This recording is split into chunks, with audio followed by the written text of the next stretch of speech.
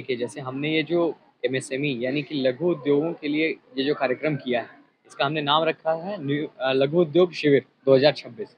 इसमें उद्यमी जो हैं वो आपको रांची से तो आए ही हैं, साथ ही आसपास के इलाकों से जैसे कि जमशेदपुर हो गया, बोकारो हो गया, फिर गढ़वा हो गए, तो अलग-अलग इलाकों से आए हैं। और हमारे कुछ स्पॉन्सर्स तो ऐसे हैं, कुछ लघु उद्योग ऐसे हैं जो कि आपको दिल्ली तक से हमारे जुड़े हैं। हमारे कुछ स्पॉन्सर्स ऐसे हैं जो दिल्ली से आए हैं, जो पैन इंडिया हैं, ऐसे भी स्पॉन्सर्स हमारे साथ आए हैं। और इस कार्यक्रम का मेन उद्देश्य हमारा ये रहा है कि जैसे सरकार या हमारे माननीय मोदी जी जो हैं, ये बहुत सारे कुछ ना कुछ चीज़ें लाते रहते हैं, मगर एमएसएमईज़ तक कई वो चीज़ें होती हैं जो नहीं पहुँच पाती हैं, चाहे वो स्कीम्स हो गया या फिर गवर्नमेंट ग्रांट्स, लोन्स, जो भी चीज़ें हैं वो कई बार नहीं पहुँच पाती हैं। तो ये इवेंट के तरीके से हम एक अवेयरनेस देना चाह रहे हैं। उन एमएसएमईज़ को, जैसे छोटे से छोटा एमएसएमई भी आज की डेट में है, वो करोड़ों रुपए के ग्रांट तक के लिए एलिजिबल होता है। बट अनफॉर्चुनेटली उन्हें नहीं पता होता है। तो जो भी नया बिज़नेस कर रहे हैं या जो भी अभी बिज़नेस कर रहे हैं, उनको एक सहयोग हो सके, हमारी ये पहल रही है। और हम यही चाहते हैं कि जो भी बिज़नेसेस हमारे साथ जुड़े हैं, वो आने वाले वक़्त में वो लोग तरक्की करें। और हमने इसीलिए एक नेटवर्किंग अपॉर्च्युनिटी भी रखा है। हमने इसका इनॉग्रेशन हमारी मेयर मैडम ने रोशनी जी के द्वारा करवाया है। देन हमारे डिप्टी मेयर नीरज सर भी रहे हैं।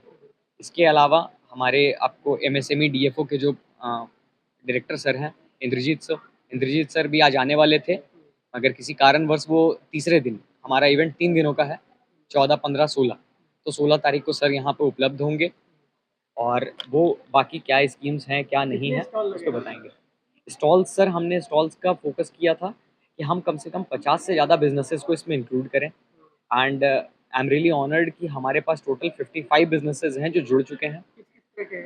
सर ये समझिए कि कुछ ऐसे हैं जो कि खुद हैंड वीवन क्लॉथ्स बनाते हैं, कुछ हैं जो आपको आर्टिफ़िशियल ज्वेलरी में डील करते हैं, कुछ हैं जो कि आपको प्रॉपर ज्वेलरी में डील करते हैं। एंड देन हमारे पास एक मसालों के कारोबारी भी हैं, जो कि आपको झारखंड एग्रो एंड मिनरल्स हैं। इसके अलावा मतलब हर एक सेक्टर से हमने टच किया है, from construction to clothing. Response sir, अब तक तो हमारा रिस्पॉन्स अच्छा रहा है, जितना हमने सोचा था उससे बेहतर रिस्पॉन्स रहा है।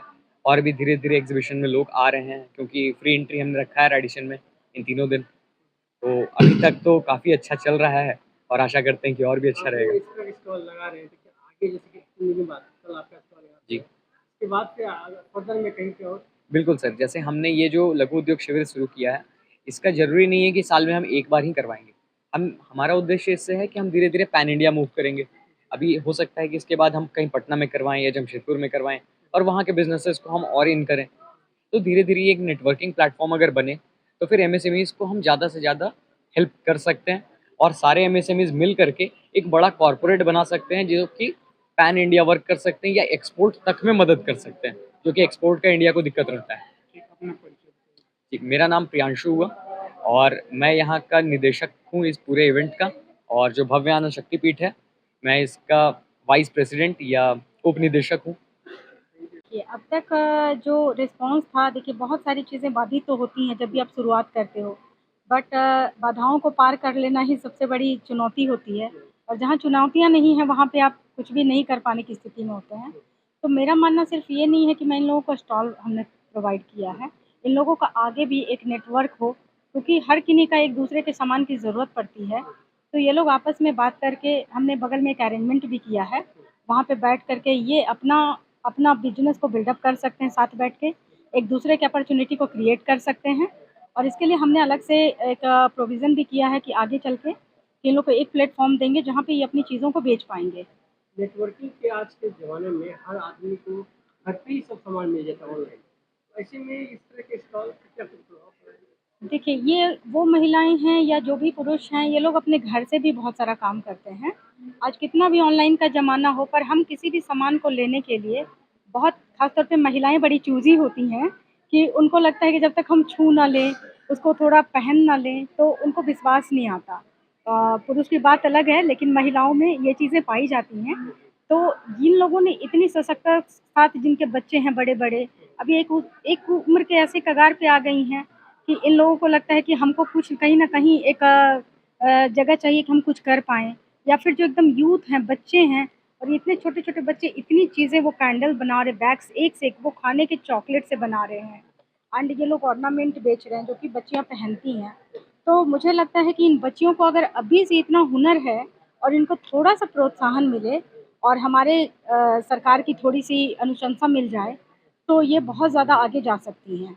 आगे आने वाला दिनों में सदन में क्या आपकी संस्था का प्रोग्राम?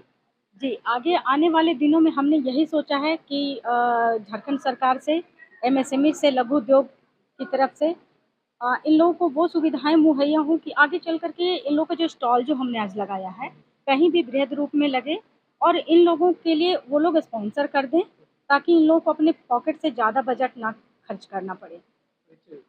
जी, भावना प्रिया।